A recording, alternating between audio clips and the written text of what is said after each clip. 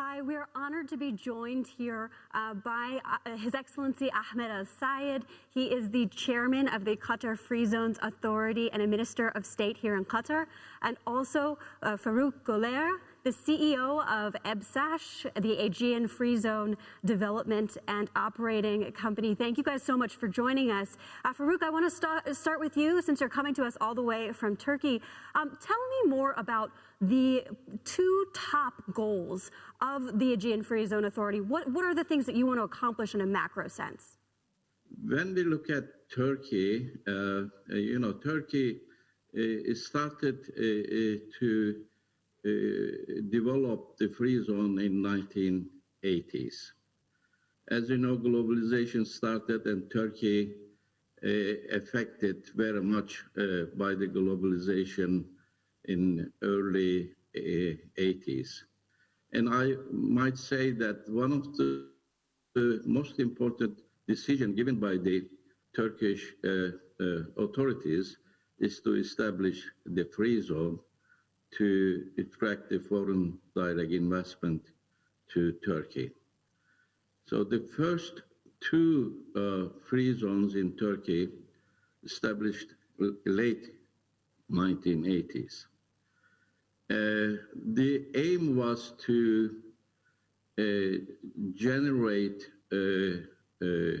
current account deficit, help to current account deficit in 1980s, and create job and be part of the globalization, contributing through the trade.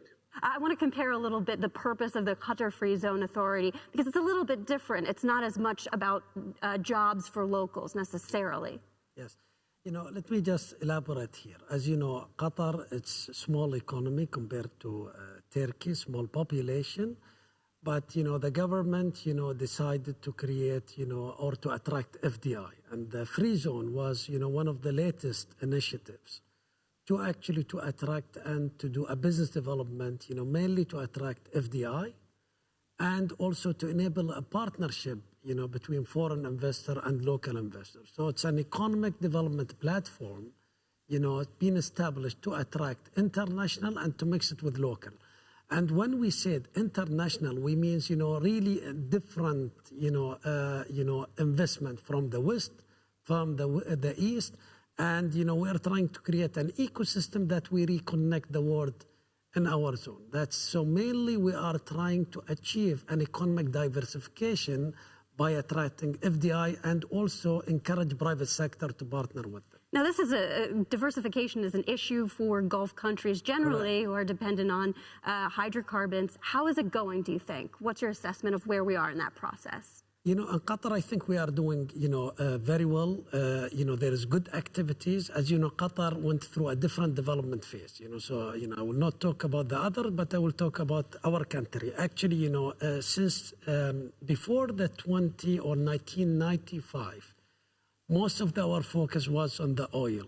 After 96, which is the first shipment of gas, and the government revenue being enhanced by the gas revenue, the country or the government, start to diversify our platform and create a main institution here in Qatar.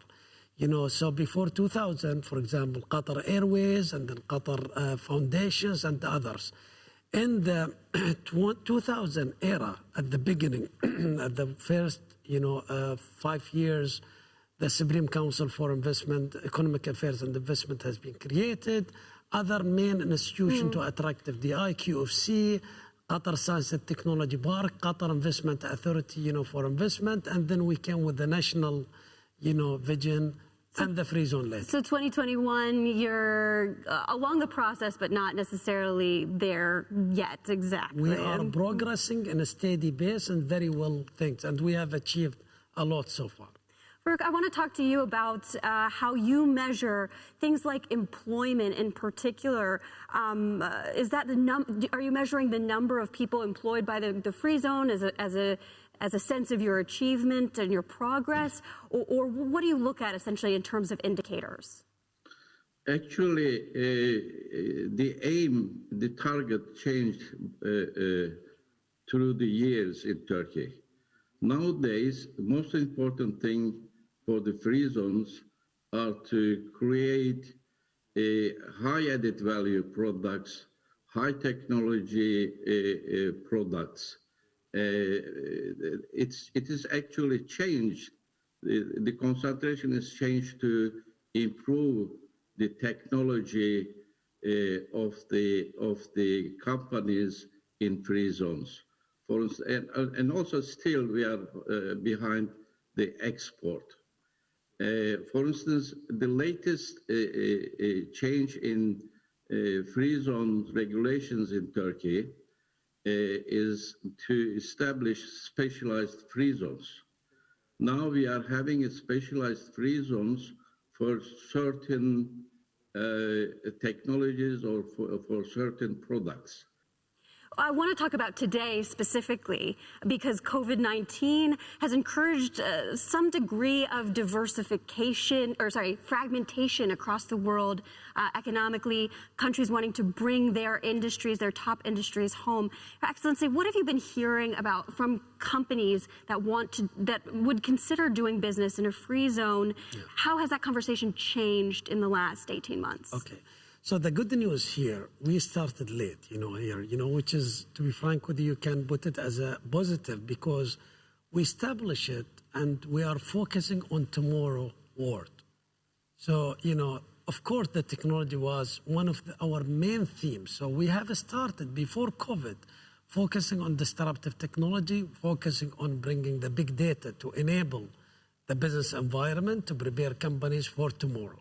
So, COVID really impacted the world, but we continue our smooth operation during this, period, thanks to technology and thanks to our strategic partner. We have Microsoft, we have Google, and, we have the big data. So all of our focus, to be frank with you, for the first phase investors like Thales, like Google, like Microsoft, like also the logistic companies, was using technology and prepare themselves for tomorrow, which is, to be frank with you, helped us to deal with COVID situation in very well way.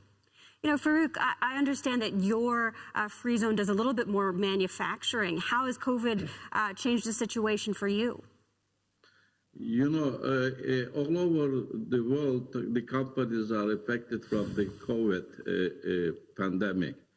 We have been affected just about 2 months of the first year of COVID pandemic, which means 2020 February, 2020 April and May.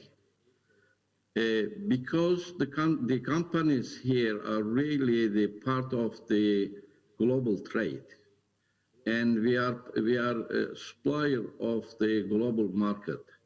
That's why the companies here started to recover the production very early June 2020, and they are growing their business even much ahead of 2019, which is before COVID. This shows again that the companies producing technological products, they are always ready to start, even if it is affected by the crisis like COVID. And now we finished in 2020 very close business volume of 2019. 2019 was very good year all over the world. That's impressive. Even this year, we are much better. Yeah, thank you. Even this year, we are much better than 2019. I want to ask about another topical piece in the news, a bit of headline here. There's talk from the G7 about a global corporate minimum tax.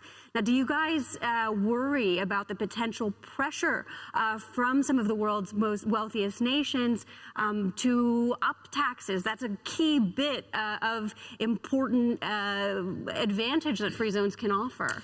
So that's a very good question. We are working and studying what's happening so far. I think the understanding now, they are talking about the G7 economies, and will be expansion, of talk, to come to the World Trade Organization and others. But to be frank with you, it all depends on how it will be implemented. So the mechanism is not clear yet. International companies or global companies anyway will have a different operating location and the platform, serving different jurisdictions. So in our location here in the GCC, for example, or in the region, you get my point, it's not clear yet how this will be implemented and how this will impact the global companies. So let's wait and see. We are working, to be frank with you, and we are interested to learn more. We are seeking clarification, and we will work with our companies to really, enhance their business environment. But the tax is not everything. So to be frank with you, why companies come here and there to establish, they are looking for advanced regulatory regime, which we are offering. They are looking for connectivity, and logistic offering. So the tax is one component. Yes, it's important, but not everything. So when companies decide to expand their operation, they are really considering multiple things, including the workforce and other, incentive or, elements before they open an international operation. So uncertainty, but not deep cynicism, let's say. Faruk, do you think of things the same way? And we're running out of time, so just quickly here. I agree with Minister. When we ask the investors here coming to Free Zone, the tax advantage is the number 5 in their decision making. There are other reasons, as Minister indicated, to choose the free zones, not only the tax issue. The most important thing here in the world is the inflation, I believe. Faruk Güler, Excellency Minister Ahmad Al-Sayed, thank you so much for joining us today. A very interesting discussion about free zones in the global world post-pandemic. Thanks, guys. Pleasure, Simone. Thank you very much for hosting us, and wish you all the best in Qatar Economic Forum.